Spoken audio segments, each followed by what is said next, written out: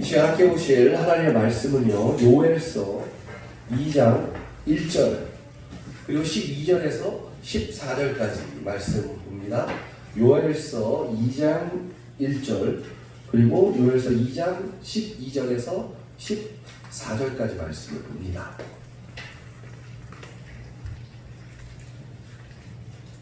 요엘서 2장 1절 그리고 12절에서 14절.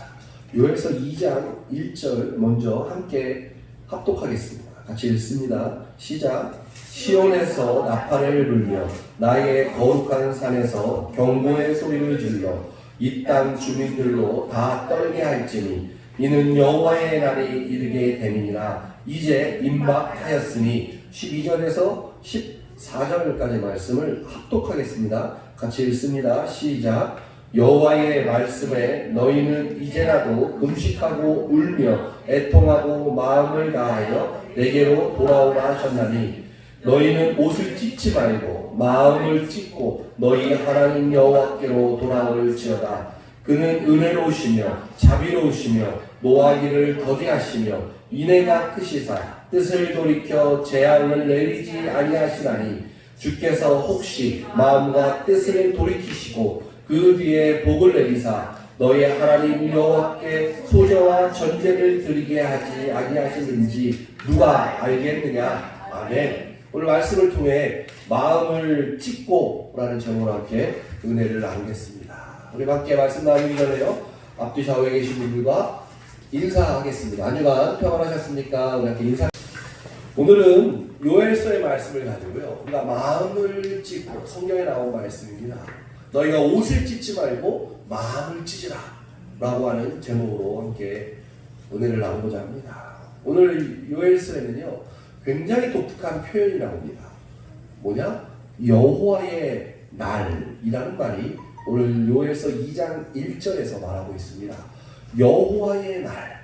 이 여호와의 날은요, 심판의 날을 말합니다. 이미 구약 성경 요엘 선지자가 선포하는 시간 가운데서도요, 심판의 날을 지금 말씀하고 있습니다.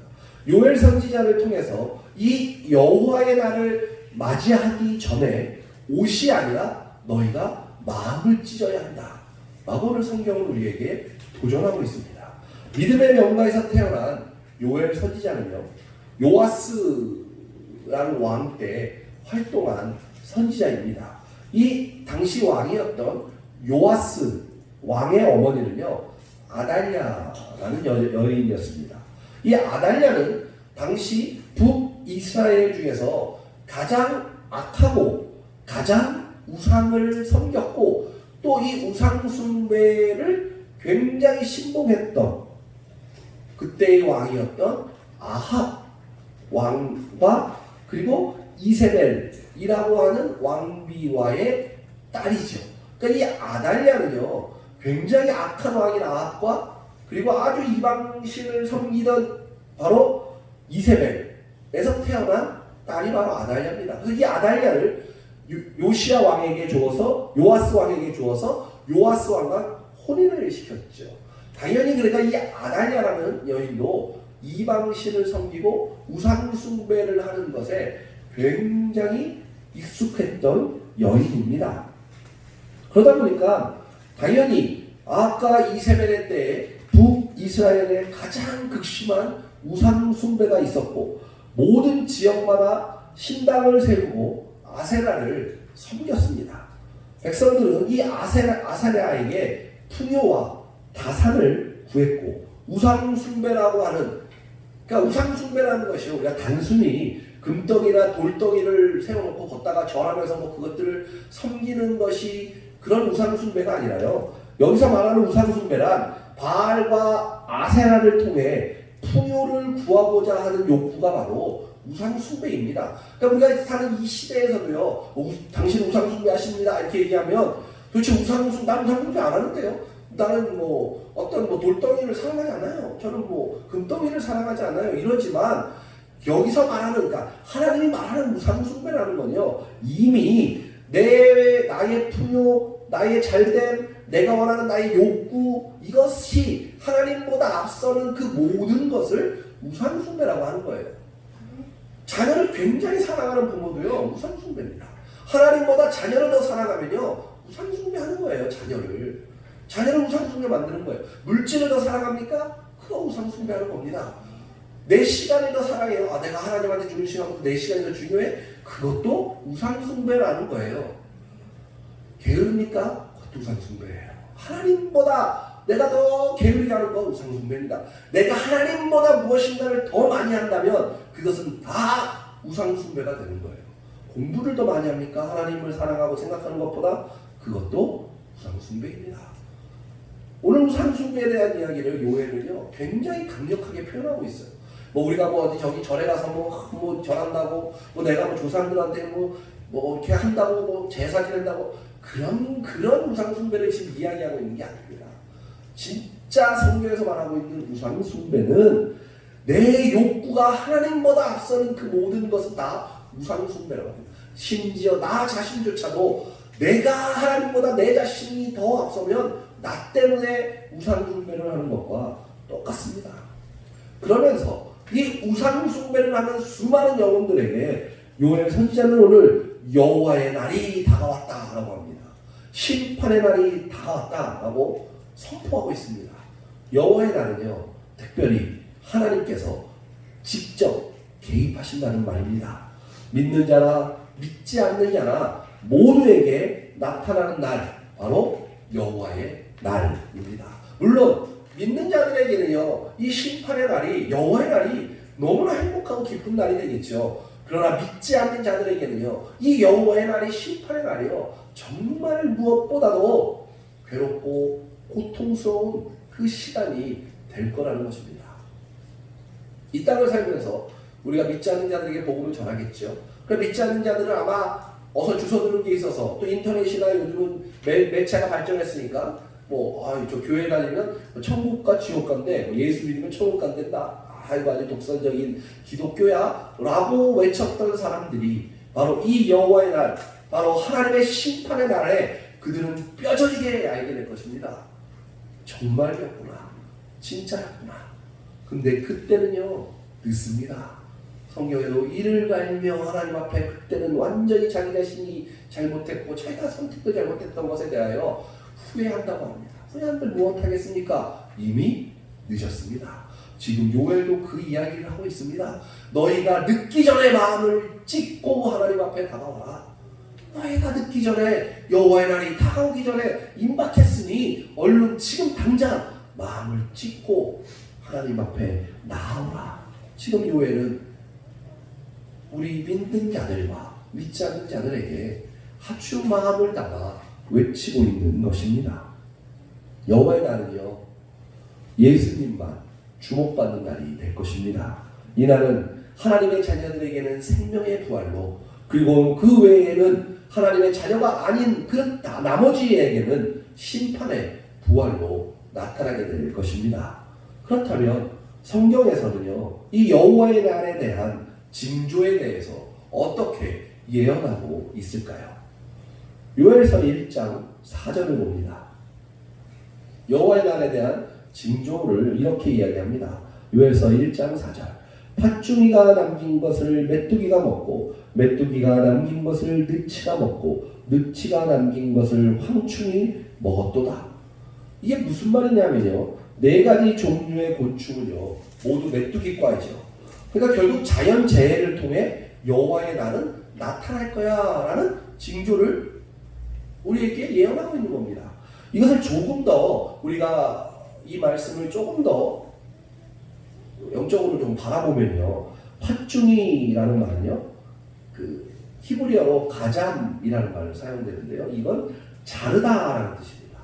그리고 메뚜기는요 아르베라는 단어로 사용되고요, 이 말은요 많은 때를 가리킵니다. 때, 많다, 많은 때, 메뚜기 때 할 때 때, 많은 때를 이야기하고요.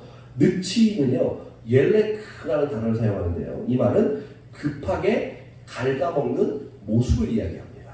그리고 황충은 하실이라는 단어가 사용되는데요, 이것은 끝장을 낸다라는 뜻을 가지고 있어요. 그러니까 어떻게 되는 거냐면요, 팥중이, 가잠이 먼저 이 땅에 자연재해가 오는데 어떻게 자연재해가 오고 여호와의 날이 어떻게 올 거냐? 먼저 잘라요. 곡식들을 다 자르는 일이 나타나고요.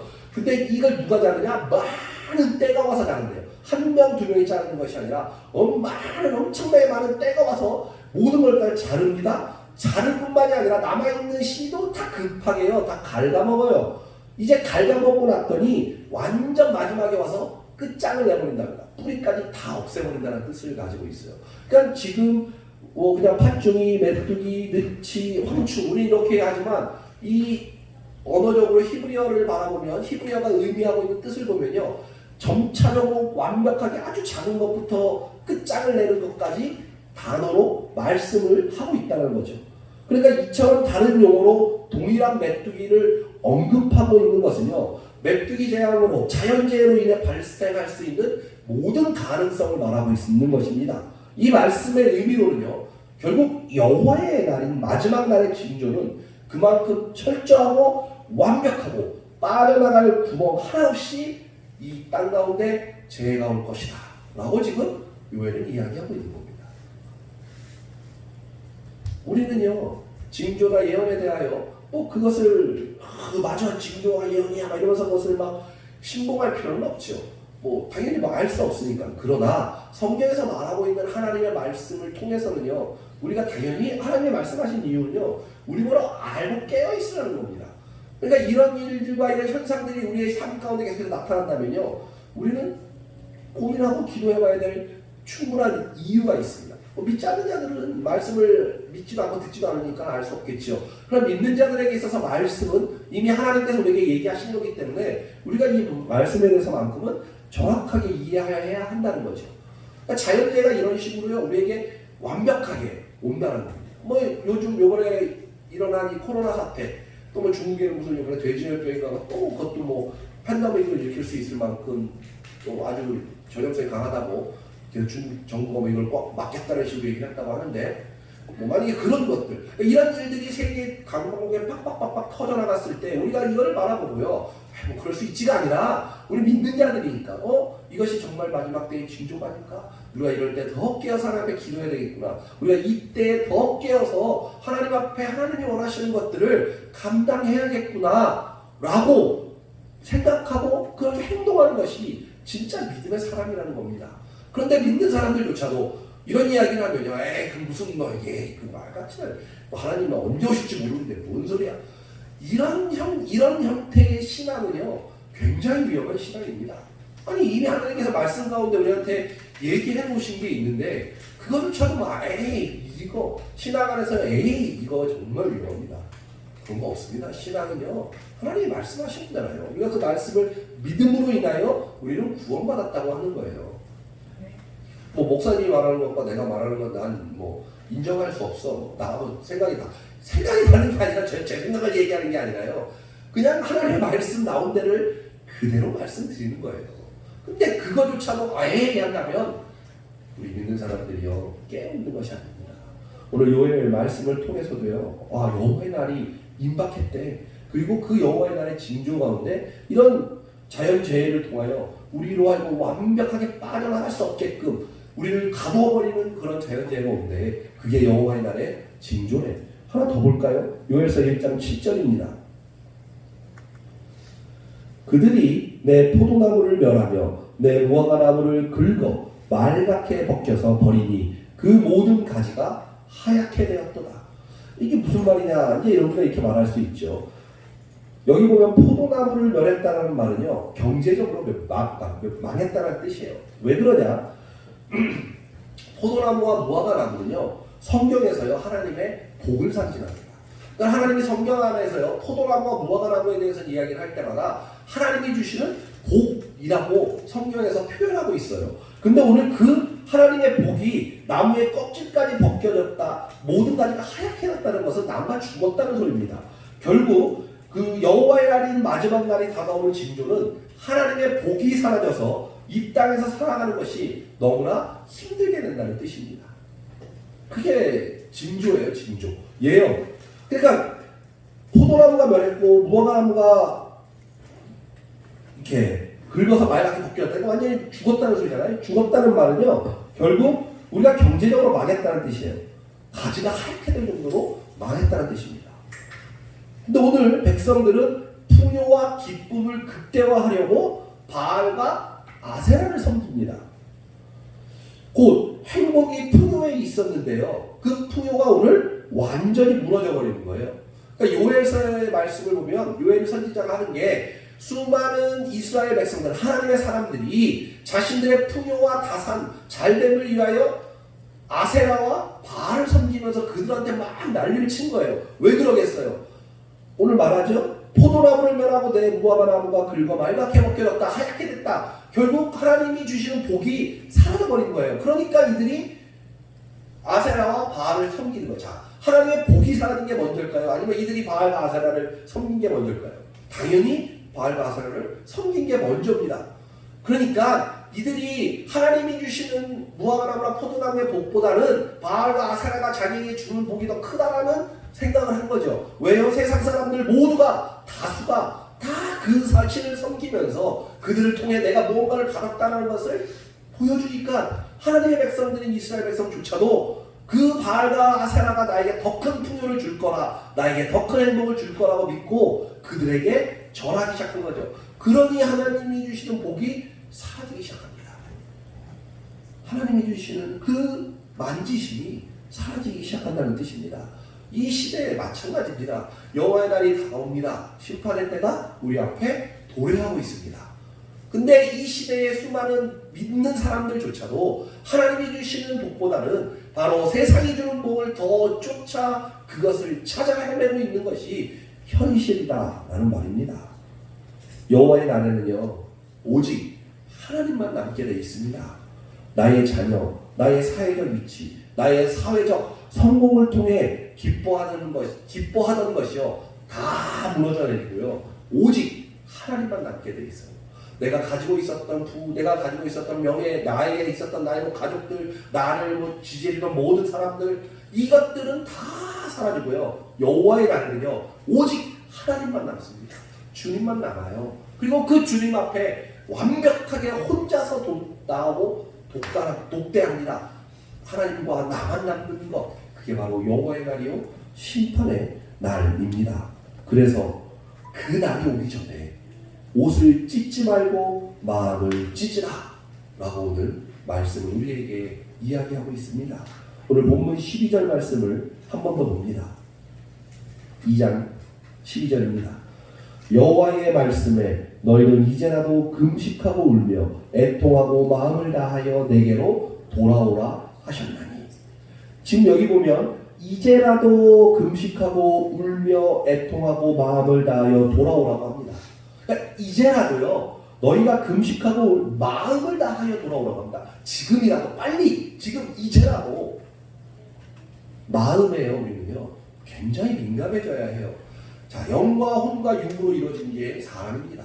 근데요, 이 혼을 다루는 게 우리가 마음이라고 보통 이야기해요. 그러니까 이 마음을 다스려야 하는 거예요. 영은요, 완전히 하나님의 영역이죠. 그래서 하나님이 주시는 겁니다. 그렇기 때문에 우리는 이 마음을 다스려야 돼요. 마음을 다스려야 육을 다스릴 수 있는 겁니다. 육이 마음을 다스리지 못해요. 결국 내가 내 마음을 어떻게 다스리냐가 육도 다스리게 되고, 내 마음을 통하여 영적인 문제도 하나님께서 역사하시는 겁니다. 그렇기 때문에 우리는 이 마음, 혼을 다스리는 것에 굉장히 민감해야 합니다. 마음을 내가 어디에 쓰고 있는지, 내 마음에 무엇이 담겨 있는지, 무엇을 담고 싶어 하는지, 어디를 가면 좋고 또 누구랑 같이 있으면 좋은지, 그 마음을 우리가 알아차려야 합니다. 내가 누구랑 있을 때 좋은가, 내 마음이 내가 무엇을 할 때 좋은가, 내가 어디를 갈 때 좋은가, 내가 무엇을 할 때 행복한가, 그것을 알아차려야 해요. 제가 하나님을 만나고 부르심을 받고 또 선교사로, 목회자로 살면서 하나님께서 저를 끊임없이 만지시고 다루신 영역이 바로 이 마음의 영역입니다. 하나님이 목회자로 부르고 선교사로 살면서 저에게 지금까지도 계속 다루시는 건요, 이 마음의 영역이에요. 영적인 영역, 육신의 영역이 아니라 이 마음의 영역을 하나님이 엄청나게 다루세요. 하나님을 믿어서 자녀된 분들은 제가 무슨 말씀을 하는지 아실 겁니다. 하나님께서 우리의 혼, 우리의 이 마음을 계속 다루셔서요, 이 마음에요 예수님만 남게 훈련시키십니다. 이선세 목사님이라고 제가 존경하는 그 목사님이 항상 하시는 말씀이 주님만 남아야 합니다. 이런 말씀을 참 많이 하세요. 마음에 주님만 남아야 합니다. 맞아요. 주님만 남게 하는 훈련이에요. 이 마음에요 딴 거 다 없어지고 주님만 남아야 해요. 그게 진짜 예수 믿는 하나님의 자녀예요. 예수님만 남는 것이 믿음이라고 지금도 성경은 우리에게 말하고 있습니다. 하나님께 마음을 다 써버리고 하나님께 내 마음을 다 쏟아놓았더니 다른 것에는 쓸 마음이 하나도 남아있지 않는 상태가 그때의 그 믿음이 가장 정결하고 순결한 때인 겁니다. 내가 하나님한테요 내 마음을 다 쏟았던 거예요. 정말 모든 걸 다 쏟았더니 하나님한테 더 이상 딴 것에는 제 마음을 쓸 요만큼도 남아있지 않는 상태. 이게 정결한 마음, 이것이 바로 순결한 마음, 순전한 상태의 믿음이라는 것입니다. 그래서 하나님은 우리에게 마음을 다하여 나에게 돌아오라고 말씀하십니다. 잘 생각해 보세요. 내가 하나님한테 내 마음을 다 쏟아. 그럼 내가 다른 거는 세상에서 어떻게 합니까? 그러니까 그 세상은 하나님이 해주시는 거예요. 그러니까 나는 온전히 하나님께 내 마음을 다 쏟아놓아요. 그럼 나의 주위에 일어나는 수많은 모든 것들은 다 누가요? 하나님이 해주시는 거예요. 난 마음을 못 쏟으니까 저 하나님한테만 쏟아야 되니까 내 마음. 이것이 걱정인 분들이 많으세요. 이게 신앙생활 하시는 분들과 대화하다 보면 그 마음을 이해하면서도 참 안타까운 분들이 있어요. 어떤 이 신앙이라는 영역 가운데요. 내가 정말 요 한 걸음만 하나님 앞에 들어오면 내가 하나님 앞에 다 드릴 수 있는데 그 한 걸음이 두려워서 그 들어오지 못하고 뱅글뱅글 그 주위만 돌고 있는 분들을 좀 가끔씩 봅니다. 한 발짝만 더 들어오면 내가 하나님 앞에 내 모든 걸 다 마음을 다 쏟아볼 수 있는데요. 그 한 발자국 더 늦는 것이요. 두렵고 무섭고 내가 여기다가 들어가면 광신도가 되는 게 아닌가. 내가 여기만 들어가면 내가 하나님의 완전한 사람이 돼서 내 거는 하나는 안 받는 거 아닌가. 내 거는 여기 이제 완전히 하나님한테만 내가 다 바쳐야 하나. 이런 두려운 마음에 그 한 발을 못 넣는 분들을요 간혹 봅니다. 근데요 들어와 보시면 압니다. 하나님 앞에 다 쏟아보시면 알아요. 내가 하나님 앞에 내 마음을 다 쏟아놓았더니 더 이상 세상 것이니 내가 아무것도 다 그러니까 마음이 쓸 게 남아있지 않게 되잖아요.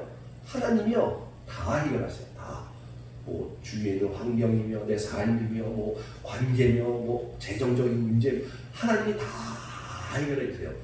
왜요? 너가 나를 완벽하게 나를 믿었구나. 너는 완전히 나만 바라보는구나. 하나님이요 그러니 그럼 내가 너의 있는 것들 내가 다 책임져줘야지. 이게 아버지의 마음이고 이게 아버지의 사랑이에요. 그 마음을 우리는 해주시는 거예요. 근데 그 마음을 들지 못하고 요만큼 마음 들이고 내 거 하는데 바빠서 열심히 하면 그냥 보시면서 네가 이거 해보려고 그래 해봐라 그러면 이렇게 하는 마음이 당연히 드시겠죠. 그래서 이 마음에 온전히 주님만 남는 마음, 이것이 굉장히 우리에게는요 중요한 훈련이고 믿음입니다. 우리가요 하나님 앞에 온전히 내 마음을 드렸을 때 돌아올 때 제일 먼저 나타나는 상태가 뭐냐? 바로 회개입니다. 그러니까 하나님 앞에 우리가 모든 것들을 다 내려놓잖아요. 우리한테 제일 먼저 다가오는 게 뭐냐면 회개예요. 회개하는데요 온 마음과 온 신경이 쓰인다면요 그것은 복이에요. 내가 하나님 앞에 섰을 때 계속해서 내가 회개할 거리가 생각나고 회개할 일만 생긴다라는 게 내 마음 가운데 들죠? 그게 복입니다. 그게 내가 하나님 앞에 지금 돌아왔다는 거예요. 하나님 마음에 합하지 않으면 회개가요 나오지 않아요. 전혀 회개할 것도 없게 돼요. 회개하는데 온 마음과 온 신경이 쓰이는 것, 이게 복인 줄 아시고, 회개가요 운다고 해서 그게 회개가 아니에요. 회개하면서 막 우는 분들이 있다. 그것도 나쁜 건 아니죠. 눈물을 동반한 회개는 굉장히 좋은 거죠. 그렇다고 운다고 그게 다 회개가 된 것이 아닙니다. 회개는요 진리로 결론이 나야만 진짜 회개입니다. 회개라면요 하나님의 그 말씀의 진리로요 결론이 딱 나야 되는 거예요. 하나님 내가 회개합니다. 내가 웁니다. 그리고 또 와서 그 일을 또 합니다. 이게 회개가 아니라 내가 회개합니다. 울 수도 있고 안 울 수도 있겠죠. 눈물도 나는 게 돈만하는 게 당연할 수 있습니다. 회개합니다. 그런데 나에게 하나님의 말씀의 진리로 결론이 딱 납니다. 내가 그렇지 하고 그렇게 살아가는 겁니다. 이게 회개예요. 메뚜기 떼를 통해요. 경제적 기반, 자녀, 투표와 건강이 다 무너질 때 성도들은요 위기감을 느낍니다. 신앙심 좋다는 성도를 보면 자식들이 엇나가려고 할 때 주님 앞으로 달려와서 더 기도하고 더 봉사합니다. 금식도 하고 새벽 예배도 나옵니다. 자기에게 온갖 문제의 큰 삶의 큰 위기가 메뚜기 떼를 통하여 완벽하게 없어지면요 갑자기 하나님 앞에 막 달려와서 기도하고 금식도 하고 난리가 납니다. 왜 그렇게 하는 걸까요? 자신의 무너진 삶의 기반을 회복하려고 오는 겁니다. 하나님께 더 가까이 가려고 하나님께 기도하는 것이 아니라 회개하는 것들이 아니라 그냥 내 무너진 삶의 기반을 회복하고만 싶어서 그때 하나님을 찾아오는 겁니다. 당연히 찾으시긴 하셔야 되겠죠. 하나님께서요 이게 정말로 맞는 공식인지 모르겠습니다. 그러나 그냥 제가 신앙생활하고 저의 삶이나 또 주위에 있는 사람들의 삶을 통해서 보면 이런 일들이 있어요. 하나님의 자녀가 돼요. 그러니까 하나님의 자녀가 된 거예요. 그러니까 하나님이 주신 어떤 것들을 다 배웠고 느꼈고 만났어요. 회개도 했어요. 그래서 난 하나님의 자녀가 됐어요. 근데 내가 가지고 있는 어떤 죄의 깊은 뿌리들, 상처의 뿌리들과 죄의 뿌리들을 가지고 있다 보니까 이것들을 통해 사단이 자꾸 역사하는 거예요. 내 삶을. 그러니까 나 스스로가요.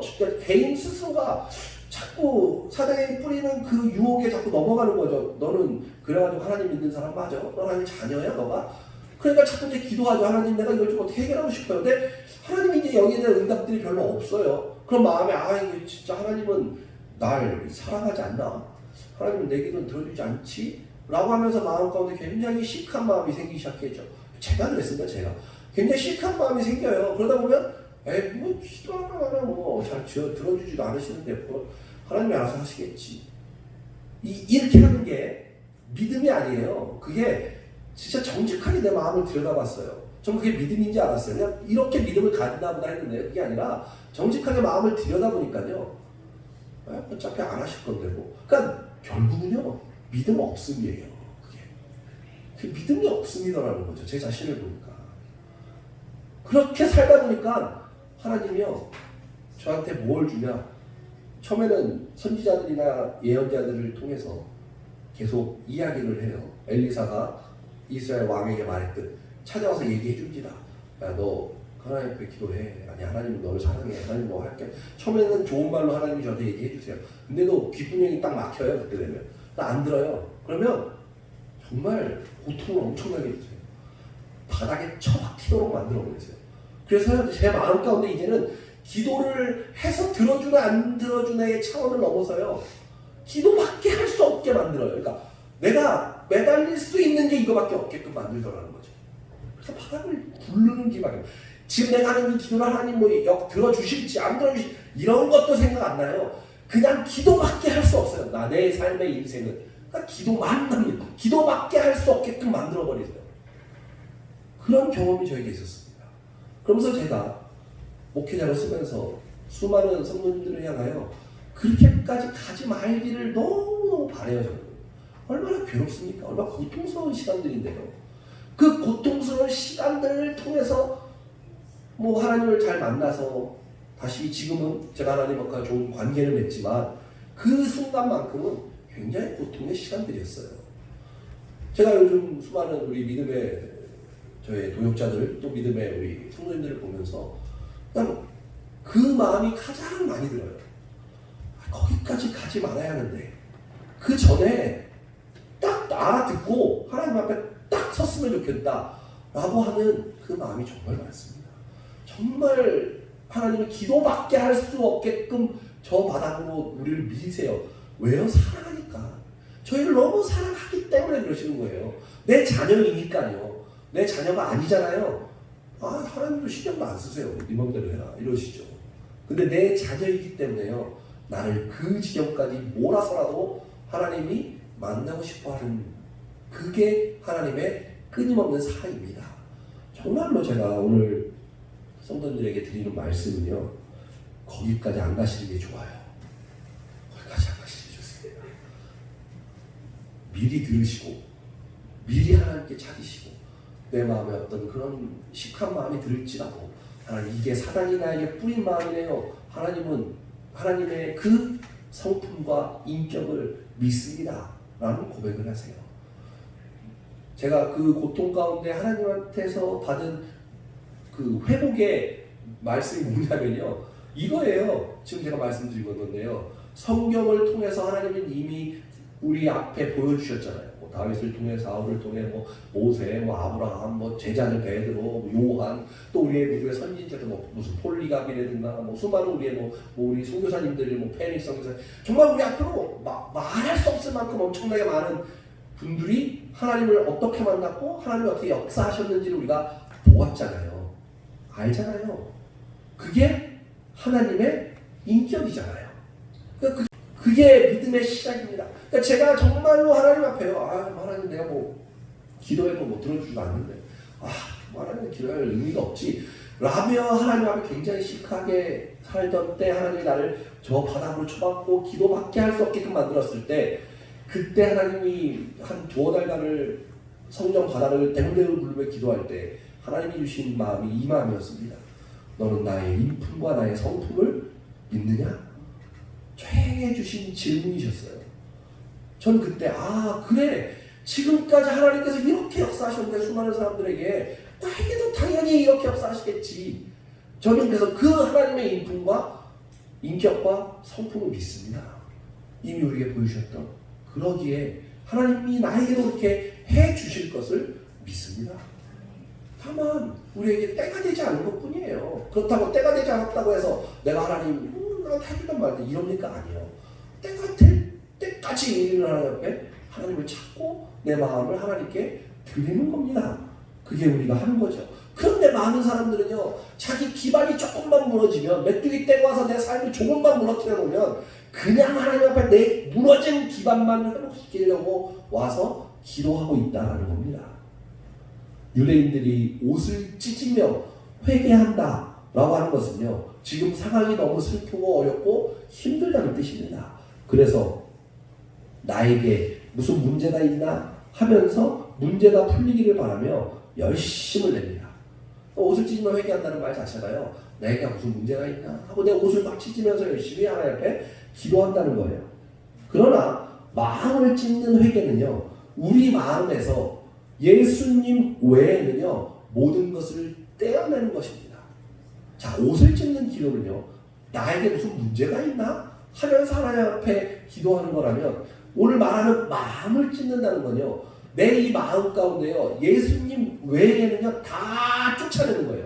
다르죠. 옷을 찢는 회개는요, 다시 한번 잘 설명합니다.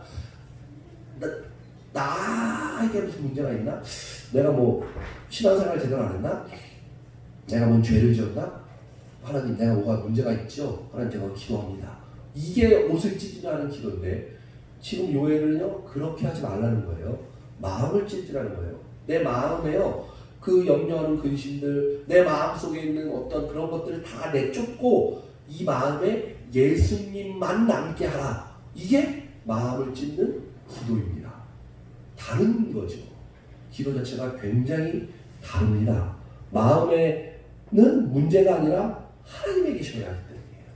우리의 마음에는요, 내 문제가 있어야 되는 게 아니라 하나님이 계셔야 하기 때문이에요. 예수님이 계셔야 하기 때문입니다. 그렇다고 문제가 회복되기를 기도하지 말라는 것이 아닙니다. 문제를 주님 앞에 올려드렸으면 문제가 마음에 남아있지 않아야 한다는 겁니다. 문제를 해결하려는 나를 회개합니다.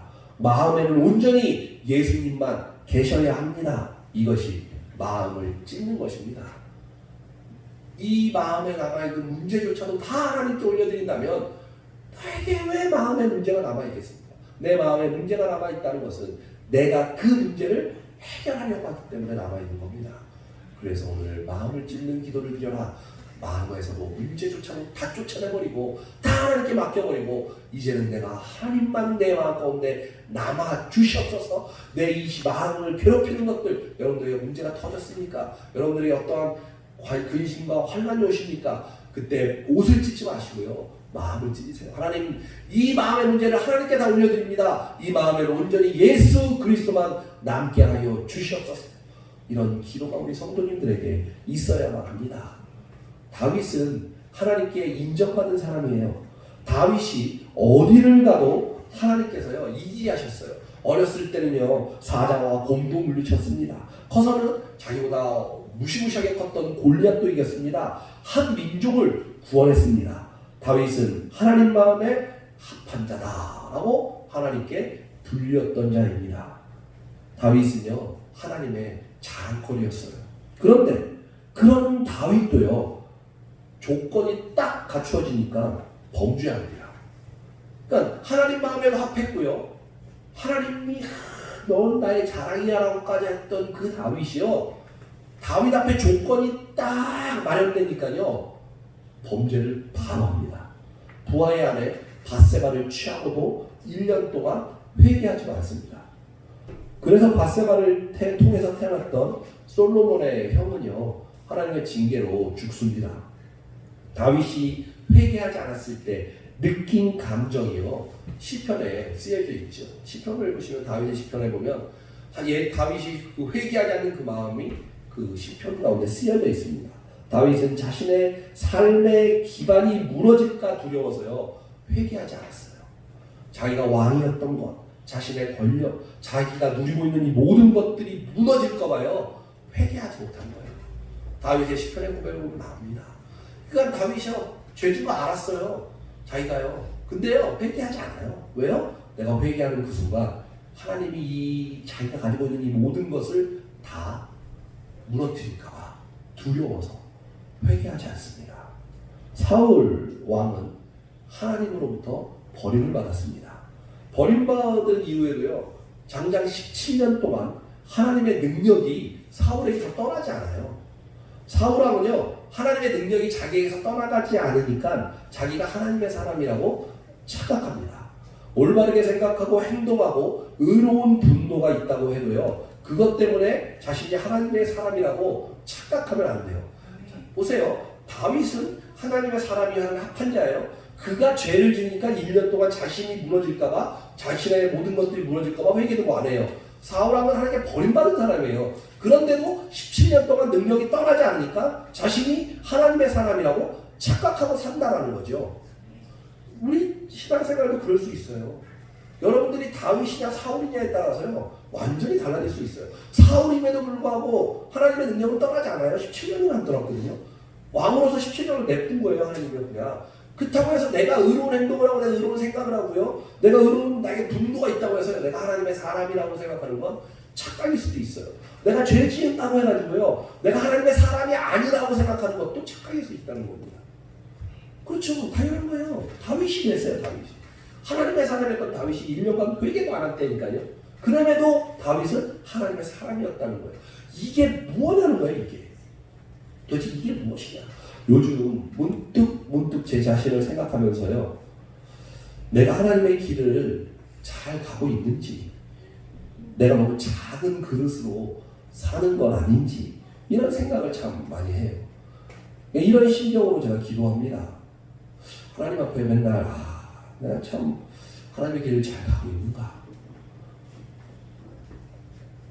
너무 작은 그릇은 종직자인 말은 아닌가. 좀 큰 그릇이 되지 않을까. 이런 기도를 하나님께 참 많이 드리는 것 같아요. 이런 심정으로 기도하는데 하나님께서 이런 말씀하심을 경험합니다. 하나님 이런 마음을 주시는 거예요. 너는 늘 내가 내 안에 있고 너의 전부라고 고백하면서 잘 가고 있는지, 그릇이 작다고 말하면 내가 그렇다는 거냐. 이런 마음이 딱 드는 거예요. 무슨 말씀인지 이해가 가세요? 내가 작은 그릇이에요. 저 작은 그릇이니까. 제가 이런 기도를 하는데요 마음에요 제가 이러잖아요. 하나님, 저는 하나님의 자녀입니다. 하나님밖에 없습니다. 내가 맨날 이러는데 하나님이 이러는 거야. 그럼 내가 너하고 같이 가고 내가 너와 함께 하는데 넌 내가 작은 그릇이냐? 이런 마음이 들렸어요. 그냥 그런 마음이 들면서도 그냥 하나님한테요. 하나님 그럼에도요. 제 이런 부족하고 연약한 모습이 실제잖아요. 이게 제 모습이잖아요. 그때 주님께서 사랑이 가득한 말씀으로 이렇게 말씀하시는 것을 경험합니다. 그렇기에 너는 날마다 죄사함을 받아야 한다. 그래서 날마다 새롭게 거듭나야 한다. 맞죠? 우리는 날마다 매일매일을요 죄사함을 받아야 하는 거예요. 우리는 매일 날마다 새롭게 거듭나야 하는 거예요. 내 실제는요 부족하고요. 내 실존은 정말로 연약한 인간이에요. 그러나 하나님의 자녀이기에 내가 하나님께 모든 걸 맡기기에 하나님이 크시기에 그 크신 하나님이 나를 통해 역사하시기에 우리는 큰 거예요. 그러나 나는 하나님 앞에 늘 죄사함을 받아야 하고 늘 새롭고 매일매일을 거룩함으로 살아가야 하는 겁니다. 이 말씀을 듣는 순간 마음이 확 풀렸습니다. 나의 부족함은 아무 문제가 되지 않았습니다. 그래서 저는 이렇게 고백할 수 있었습니다. 주님께서 저에게 십자가의 길을 열어놓으셨습니다. 그래서 날마다 죄사함 받고 날마다 새로운 피조물이 됩니다. 주님, 저는 작은 그릇이 아니고 예수님 크기의 하나님 사람입니다. 오늘 예배드린 성도님들도 저와 동일한 고백을 하시기를 바랍니다. 사랑하는 우리 성도 여러분, 저는 주님께 많은 능력을 달라고 간절히 구한 적이 있습니다. 많은 목사님들이 1인 다역을 감당하시고 일주일에 막 10편이 넘는 설교들을 막 하시고 다 하세요. 혼자서 막 정말 대단하게 하시더라고요. 그런 걸 보면서 제가 늘 제 자신이 내가 목회자로서 한국에서 목회자로 살아가는 게 좀 부족하지 않나 하는 생각을 가져서 하나님 저도 저런 능력을 대단합니다. 저런 분들 정말 훌륭하시네요. 저도 좀 저런 능력을 주세요. 라고 많이 구했죠. 그때 제가 좋아하는 목사님 책에요. 그 목사님이 저와 동일한 고민을 하셨다고 합니다. 굉장히 동일한 고민을 하고 있는데 어느 날 하나님께서 그 목사님에게 이런 말씀을 딱 한마디 하셨대요. 생긴 대로 살아. 전 그 말씀이 저에게 하시는 하나님의 음성으로 들렸습니다. 맞습니다. 하나님께서는 저를요 있는 모습 그대로를 부르셨고 그것을 제가 믿고 예수님 안에 제가 있으면 결국은요 주님께서 하십니다. 새로운 피조물이 되면 지금의 이 그릇에요 주님이 담기고 그 그릇은 주님의 크기가 됩니다. 날마다 새로워지는 피조물의 역사가 있으면 다른 것에 마음이 상하지 않고 세상에 귀 기울이지도 않아 귀 기울일 것도 없고 이리저리 나를 비교할 것도 없다는 겁니다. 우리의 문제는 비교에서 시작합니다. 쟤는 왜 해주는데? 저희 아내가 간증을 굉장히 좋아하는데 전 간증을 별로 좋아하지 않아요. 왜냐하면 그 사람 시간이 그 인간에게 하는 건데 그 인간이 복 받았다고 생각하면 화나잖아요. 나는 왜 나는 안 받아요? 이렇게 비교가 되잖아요. 나도 모르게 비교 안 하려고 해도 자꾸 들으면 비교가 돼요. 왜 안 돼요? 어떻게 되지? 쟤는 저렇게 사는 은혜를 주셨대. 나만 주잖아요. 그렇게 그럼 비교되잖아. 정말 안 돼. 나는 되게 좋아요. 비교가 없으면 돼요. 그러니까 우리 하나님하고 비교할 일이 없으면 돼요.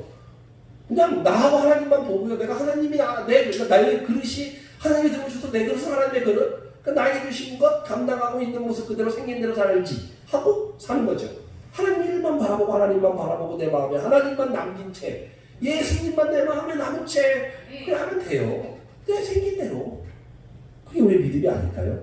바라기는 오늘 말씀을 통해 날마다 죄사함 받고 날마다 새롭게 거듭나셔서 자기 자신을 선명하게 보시기를 바랍니다. 바로 그때 삶의 문제는요 희미해지고 작아지고 없어지게 되는 것을 경험하게 될 것입니다. 그것이 마음을 찢는 기도입니다. 오늘 이 시간 저와 성도님들의 삶에 마음을 찢는 기도가 차고 넘치게 되기를 주님의 이름으로 기도합니다. 이 시간 함께 우리 마음을 합하여 기도했으면 좋겠습니다.